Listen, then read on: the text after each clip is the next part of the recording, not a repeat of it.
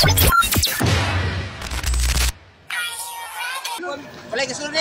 morning mga idol, no? Shoutout ko sa mga sama na ko nga mga trucking driver mga idol. Mga long distance driver, no? Adugang mga pahimangno mga idol sa mga parehas na ko nga mga truck driver. Kay kining atong mga trabaho mga idol, dili gid basta-basta. Sama sa nahitabo karon mga idol nga akong nakita diri sa barangay Sirawan, Katigan, Davao City. Oh. Kini usa ka truck, cargo truck.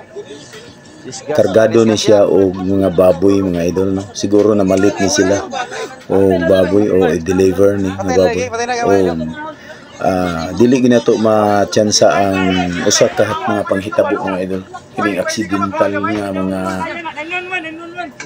panghitabo tungod kay bisag unsa na to og amping.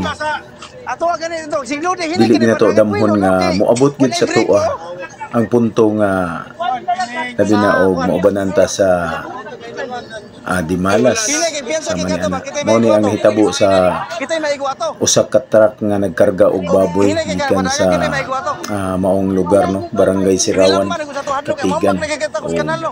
Akong katingad-an ani mga idol kay nagsunod man ni sila ato makita sa video nila nga sa maong video mga idol nga nagsunod ni sila sa tanker, sa truck nga tanker. Pero imong makita mga idol nga nganong namatay ang driver sa on the spot gud mga idol, ang driver sa maong sakyanan nga nagkarga og mga baboy. Ug ang maong driver sa maong tanker naipit sa wala pa makuha actually mga idol. Kaya nagpaabot pa sa rescue tungod sa iyang pagkaipit sa maong mga kuan sa iyang front seat. Wa siya kagawa sa iyang maong bangko. Una mga idol, akong pahinomdom lang shout out ko sa mga sama nako nga mga trucking driver. Labi na gyud nga tong mga lagyo na kayo biyahe Manila, Zamboanga. Sama nako mga idol, no, nga atong makita sa ako ang mga upload videos nga long distance kayo matundagan. Una double triple gid ang atong ihatag ng mga pag-amping mga idol ug kaabtik.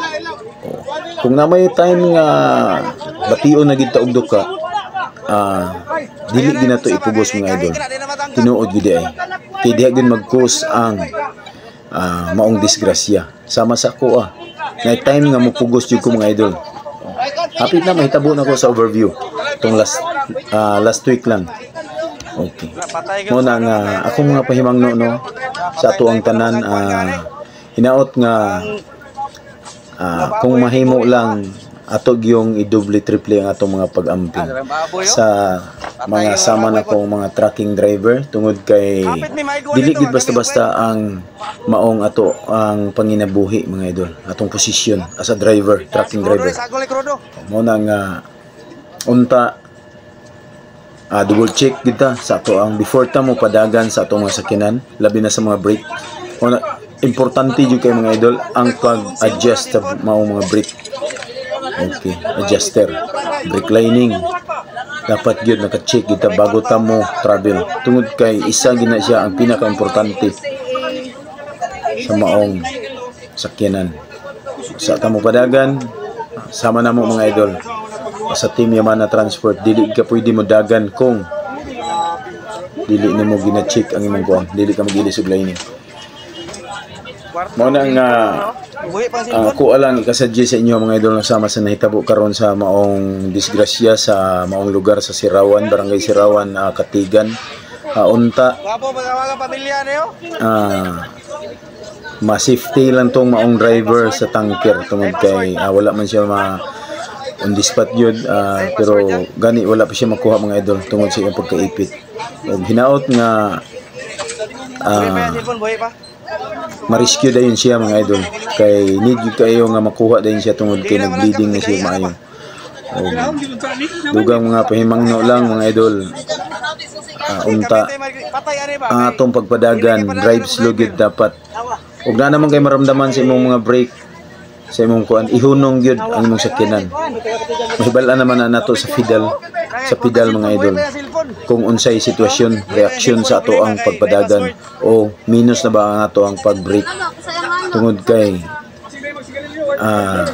makita man na nimo o makuan nimo sa imuhang kuan, matyansa na nimo dito sa imong pedal, maramdaman na nimo siya mo na nga kinahanglan na gyud kung pwede ihunong na gyud nato na siya mga idol kay diha gyud mag-cause ang kamatayon o ang maong disgrasya accidentally. Thank you for watching sa atong mga video mga idol. Please follow, like, and share no sa maong video. Okay, kagahapon ni siya nahitabo mga idol sa Barangay Sirawan, Katigan, Davao City. Thank you for watching sa atong video mga idol no. Please follow, like, and share lang. Armando Nuena mga idol. Thank you.